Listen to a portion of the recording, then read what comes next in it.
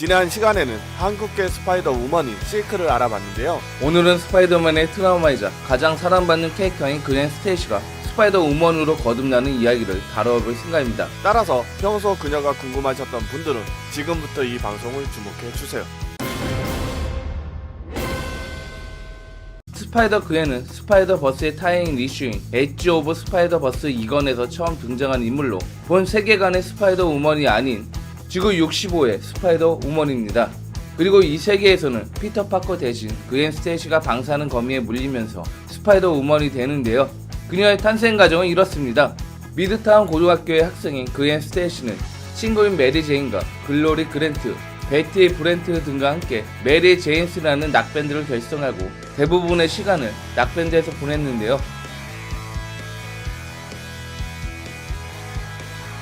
어느 날 방사능 거미에게 물리면서 매우 강력한 힘을 얻게 됩니다. 그리고 힘에 도취된 그녀는 능력을 이용해서 명예와 부를 쌓기 시작했는데요. 그 반면 공부빨래에 소심한 성격을 가지고 있었던 피터 파커는 친구들에게 놀림을 당하는 왕따에 불과했었고 TV쇼에 나오는 스파이더 우먼을 보면서 자신도 언젠가는 강력한 존재가 될 것이라는 꿈을 꾸고 있었죠. 하지만 어느 날 왕따를 당하고 있었던 그를 그웬 스테이시가 구해주면서 피터 파커는 심한 열등감에 시달리게 됩니다.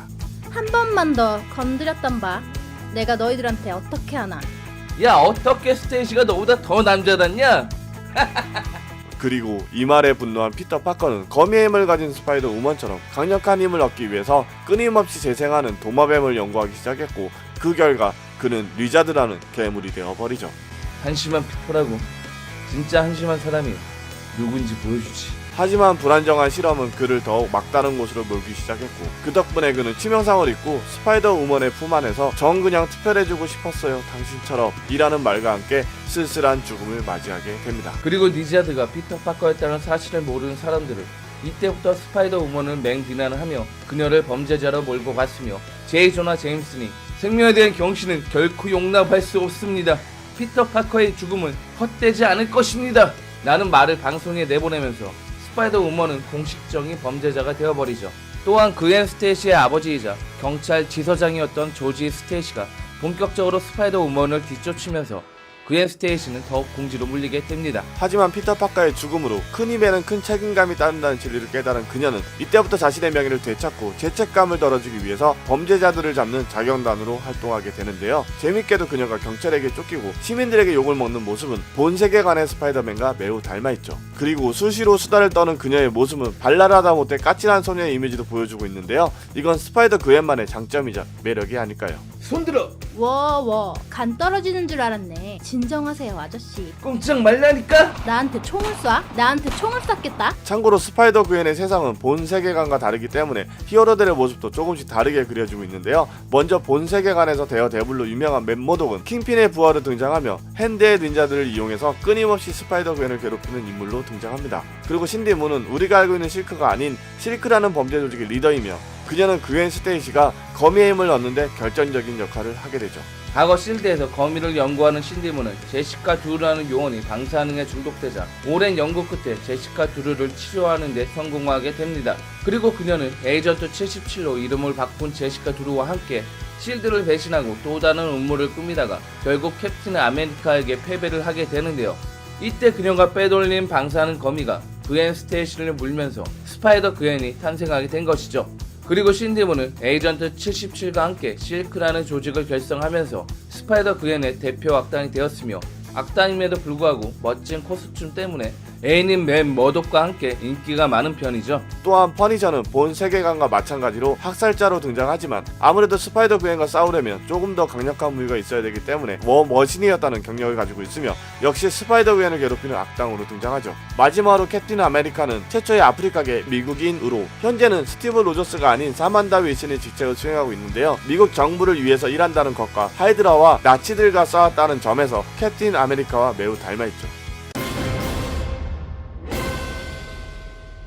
스파이더 그앤은 스파이더맨과 마찬가지로 강화된 스피드와 반사신경, 뇌구력, 지구력 등을 가지고 있으며 초인적인 힘과 모든 위험을 사전에 방지해주는 스파이더 센스를 가지고 있습니다. 그리고 벽에 달라붙는 능력과 완벽한 평형 감각을 가지고 있으며 경찰인 아버지의 영향을 받아서 전문가 못지않은 탐정 기술도 보유하고 있죠. 또한 쿵푸 영화를 보면서 배운 전투 기술과 은퇴한 자네 벤다인에게서 받은 웹스터, 스파이더버스를 거치면서 얻은 차원 이동 장치 등을 가지고 있습니다.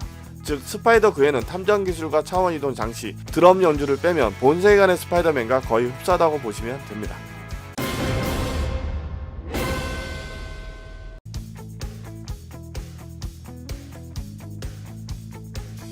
후계자들이 전 차원에 있는 스파이더맨들을 학살하기 시작하자 살아남은 스파이더맨들은 그들에게 대항하기 위해서 한자리에 모이는데요. 이때 스파이더 그앤은 수많은 피터 파커들을 보면서 복잡한 생각에 잠기게 됩니다. 그리고 본 세계관의 스파이더맨도 스파이더 그앤과 비슷한 생각을 하고 있었는데요. 그 이유는 본 세계관의 그앤 스테이지가 그린 고블린과 싸우던 중 스파이더맨의 실수로 죽어버렸기 때문이죠.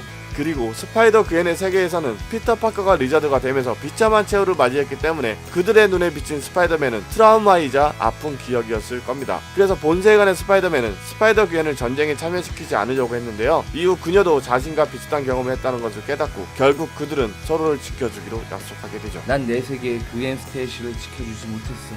나도 피터 파커를 지켜내지 못했어. 하지만 지금부터 서로를 구해주는 건 어때? 그거 좋은 생각인데? 하지만 스파이더 그앤은 지구 21205에 스파이더맨을 영입하면서 또다시 아픔을 겪게 되는데요. 그 과정은 이렇습니다. 먼저 지구 21205의 스파이더맨은 그린 고블린과 싸우던 중 자신의 실수로 그앤 스테이시가 죽음을 당하자 그린 고블린을 죽이고 스스로 고블린이 된 인물인데요.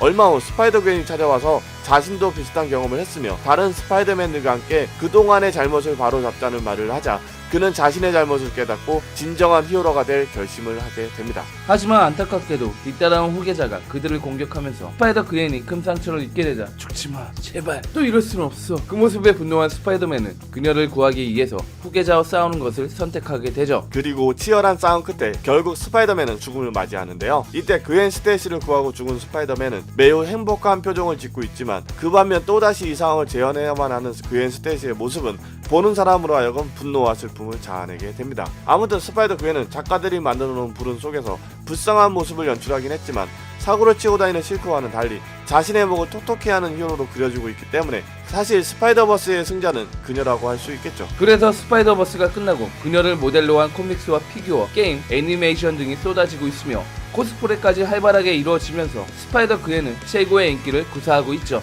또한 최근 베놈에게 감염되어서 그앤 놈으로 거듭난 모습이 공개되면서 스파이더 그앤을 기대하는 분들이 더욱 많아졌는데요. 과연 스파이더 그앤은 앞으로도 마블 코믹스의 리부트를 견디고 오랫동안 사랑받는 캐릭터로 남을 수 있을까요?